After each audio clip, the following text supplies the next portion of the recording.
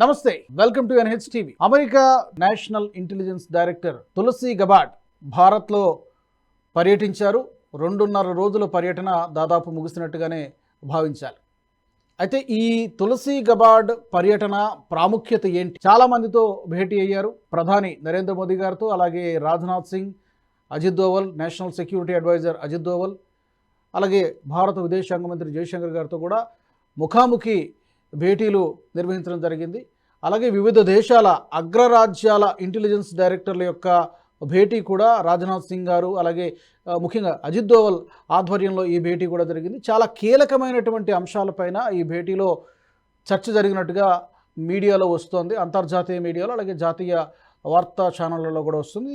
ఈ భేటీలో ప్రధానంగా సీమాంతర ఉగ్రవాదము, జియో పొలిటికల్ టెన్షన్స్, అలాగే సెక్యూరిటీ థ్రెట్స్, ఇలాంటి అంశాల మీద చర్చ జరిగింది. ఏ విధంగా వీటిని అధిగమించాలి, ఏ విధంగా దీన్ని ఎదుర్కోవాలి అనేటువంటి అంశం మీద ఈ ఇంటెలిజెన్స్ చీఫ్ల భేటీలో చర్చించినట్టుగా తెలుస్తోంది. అయితే ప్రధాని మోదీతో ఏం మాట్లాడారు, రాజ్నాథ్ సింగ్ గారితో ఏం మాట్లాడారు, జయశంకర్ గారితో, అజిత్ దోవల్తో ఏం మాట్లాడారు, ఈ పర్యటన తర్వాత భారత్ అమెరికా సంబంధాలు మరింత మెరుగుపడతాయా, తర్వాత టారిఫ్ల గురించి కూడా చర్చ జరుగుతోంది. మరి దీనికి సంబంధించి ఏమైనా చర్చకు వచ్చిందా? అసలు ఈ టూర్ సిగ్నిఫికెన్స్ ఏంటి? తులసి గబార్డ్ భారత పర్యటన ప్రాముఖ్యత ఏంటి? దాని గురించి మాట్లాడదాం. నాతో జాయిన్ అవుతున్నారు రాజకీయ విశ్లేషకులు పేకేటి ప్రసాద్ గారు. ప్రసాద్ గారు నమస్తే. నమస్కారం రాజు గారు. ఆమె యుఎస్ ఇంటెలిజెన్స్ డైరెక్టర్గా నియమించబడిన తర్వాత మొదటి భారత పర్యటన. ఆమె రావడం చాలా ఆనందంగా ఫీల్ అవుతున్నాను. భారత్లో అడుగు పెట్టడము ఇదేదో నా సొంత దేశంలాగా, పుట్టిన గడ్డలాగా అనిపిస్తుందని మాట్లాడడము, భగవద్గీత గురించి చాలా గొప్పగా చెప్పడం కూడా మనం విన్నాం. సో ముందుగా మీ ఇనీషియల్ రిమార్క్స్. రాజు గారు, ఆవిడ పొజిషన్ ఎంత పవర్ఫుల్ అంటే మనకు కూడా ఇప్పుడు ఆల్మోస్ట్ ఇండియాలో మనకు చూసుకుంటే home ministry, defence minister, finance minister, foreign ministry, ఈ 4 ఎంత పవర్ఫుల్ పొజిషన్ లో ఉంటాయో అక్కడ కూడా యుఎస్ లో పవర్ఫుల్ పొజిషన్స్ లో ఒకటండి. ఇంకోటి, మోదీ గారు యుఎస్ వెళ్ళి వచ్చిన తర్వాత ఇమీడియట్ గా ఈవిడ రావడం అనేది చాలా, అది కూడా ఏంటంటే ఈవిడ ఇండో పెసిఫిక్ టూర్ అంటున్నారు వాళ్ళు, అది చాలా ప్రాముఖ్యతని పొందిందండి.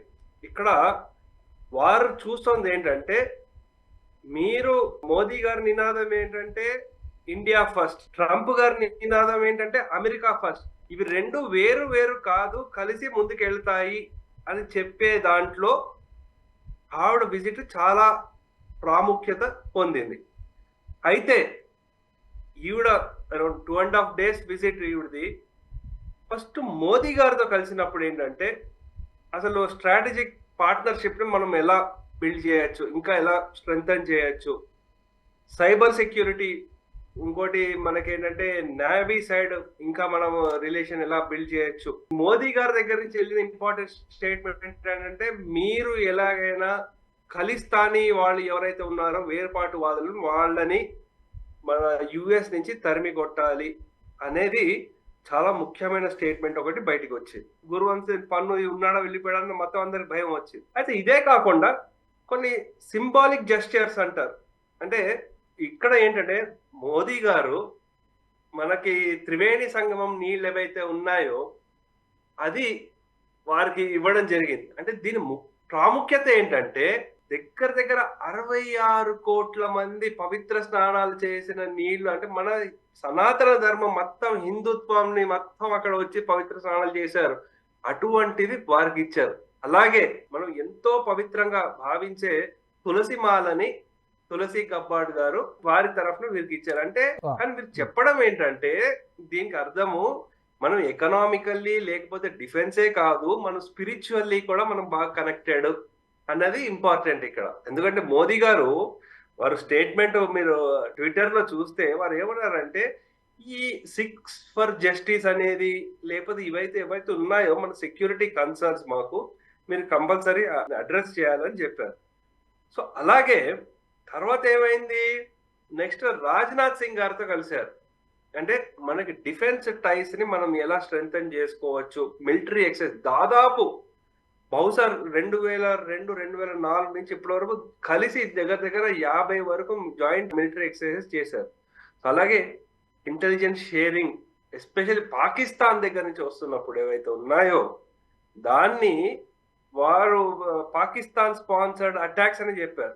సో అయితే ఇక్కడ ఏంటంటే చూడాల్సింది ఇంకోటి ఏం అన్నారంటే ఈ ఒక డిమాండ్ కూడా ఏం పెట్టారంటే ఈ 6 ఫర్ జస్టిస్ దాన్ని ఒక టెర్రరిస్ట్ ఆర్గనైజేషన్ గా గుర్తించి మన హిందువుల మీద మన అక్కడ మందిరాల మీద జరుగుతున్న అటాక్స్ అవన్నిటికి వీటికి ISI తో లింక్స్ ఉన్నాయి, దీని టెర్రరిస్ట్ ఆర్గనైజేషన్ డిక్లేర్ చేయాలి. గురుపత్వంత్ సింగ్ పన్ను ఎవరైతే ఉన్నారో అతన్ని US సిటిజన్షిప్ కూడా రద్దు చేయాలి అని ఒక డిమాండ్ పెట్టారు. సో అది ఇదేంటంటే ఈ ఖాళిస్తాన్ ఇష్యూ మనకి చూస్తుంటే ఇప్పుడు పంజాబ్ లో కానీ ఏవైతే ఉన్నాయో వేర్పాటు వాదాన్ని వాళ్ళు పుష్ చేస్తున్నారో దానికి ఇంకా లాస్ట్ తీసుకొచ్చేసారు, దాన్ని కూడా ఒక ఎండ్ దీన్ని ఒకటి నేషనల్ ప్రయారిటీగా ముందుకు తీసుకొచ్చారు. అందు గురించి ఇది బాగా పుష్ చేశారు వారు. ఇది ఒక ఇంపార్టెంట్. ఇంకో మీటింగ్ ఏమైందంటే అజిత్ దోవల్ గారితో ఇంకో మీటింగ్ జరిగింది.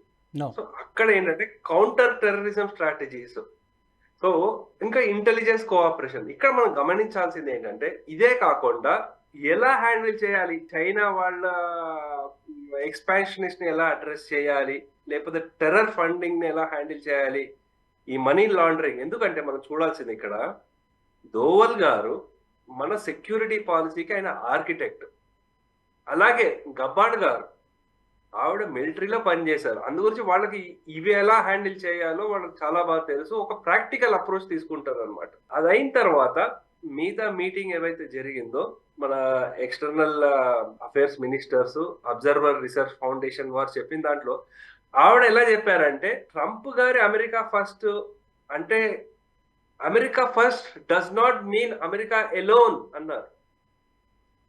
అంటే మేము మీతో కూడా కలిసి పనిచేస్తాం, ఇద్దరికి ఇరు పక్షాలు మనకి కలిసి బాగా మనకి ఏదైతే లాభసాటిగా ఉంటుందో ఇద్దరికి మనం అలాగే పని చేద్దాము. అందుగురించి దీన్ని ఏదో సపరేట్ గా మేము టారిఫ్ రేస్ చేసామని మీకు ఏదో మీ ఎకానమీ మీద దెబ్బ తీయాలన్న ఉద్దేశం అయితే కాదు. అలాగే ఇంకోటి ఇంపార్టెంట్ విషయం ఏం చెప్పారంటే సైబర్ సెక్యూరిటీ, సైబర్ నేరాలు ఎక్కువ అవుతున్నాయి, AI ఆర్టిఫిషియల్ ఇంటెలిజెన్స్ ఏరియాలో కొలాబరేషన్ మనం బాగా చేసుకోవాలి.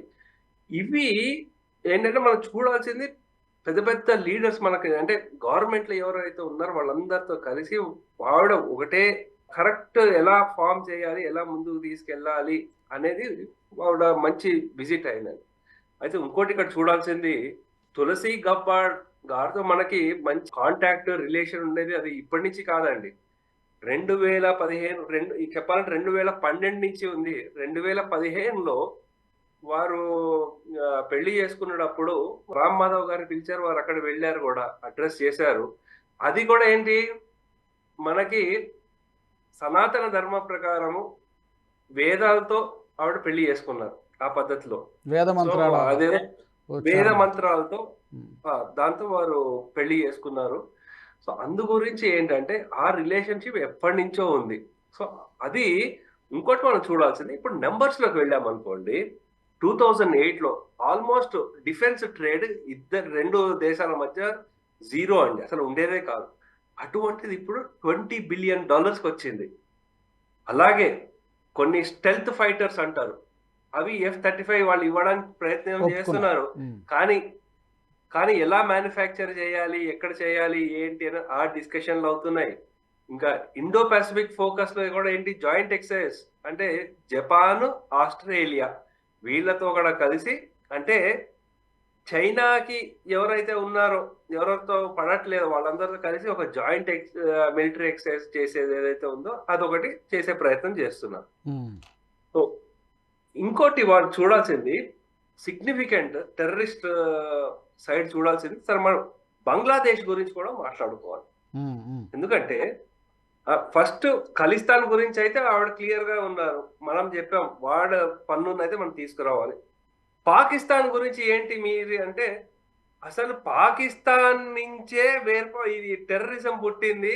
అసలు దానివల్ల ఇంపాక్ట్ అయిన దేశాలు ఇండియా, సిరియా, బంగ్లాదేశ్ అన్ని చోట్ల ఉన్నాయి. 2014 నుంచి దగ్గర 1000 టెర్రరిస్ట్ అటాక్లు జమ్మూ అండ్ కాశ్మీర్ లో చేశారు. అందు గురించి దీన్ని ఇమీడియట్ గా అడ్రస్ చేయాలి అని వారు చెప్పారు. అలాగే ఈ బంగ్లాదేశ్ లో ఏం జరుగుతోందంటే ఖలీఫాట్ దాన్ని తీసుకురావాలి అని చూస్తున్నారు వీళ్ళు.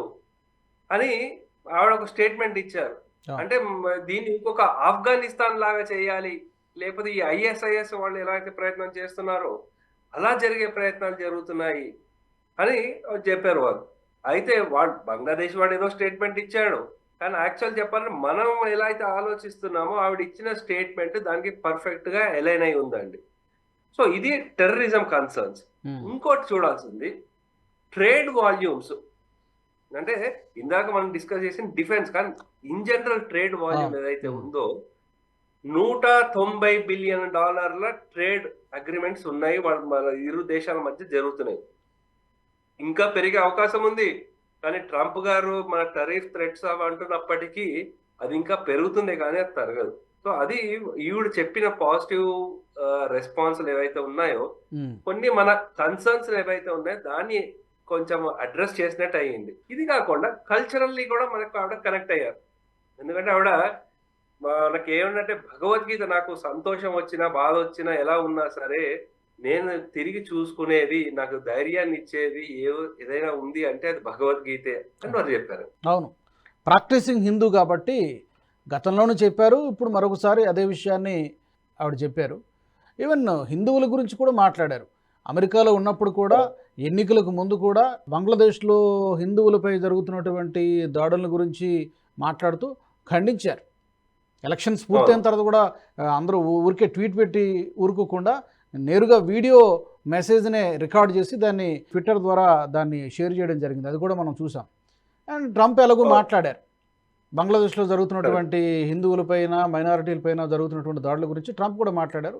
తులసి గబాడ్ కూడా మాట్లాడారు. ముఖ్యంగా ఈ పర్యటనలో అజిత్ దోవల్ గారితో జరిగినటువంటి భేటీ చాలా చాలా కీలకమైనదిలాగానే కనిపిస్తుంది. ఎందుకంటే ఉగ్రవాదం అనేది చాలా పెద్ద సమస్య అయిపోయింది. ఇది ఒక గ్లోబల్ ఏమంటే యూనివర్సల్ ప్రాబ్లం లాగా అయిపోయింది.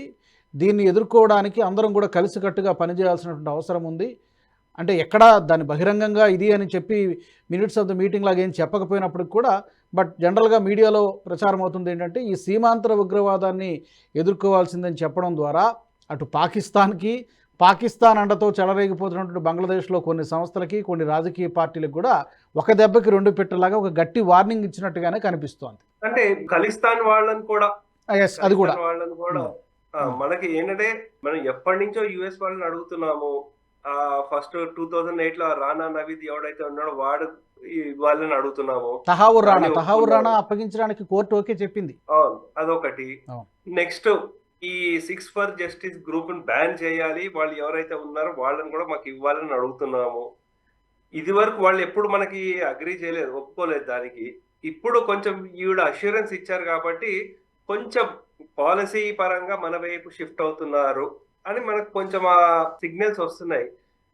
మనకు బైడెన్ టైంలో వారు పూర్తిగా మనకు వ్యతిరేకము, వీళ్ళు కనీసం ఈ మనకి పూర్తి పాజిటివ్ కాకపోయినా సరే కొంచెం నెగిటివ్ నుంచి 0 నుంచి కొద్దిగా పాజిటివ్ వస్తున్నట్టు ఆ సిగ్నల్స్ అనిపిస్తున్నాయి.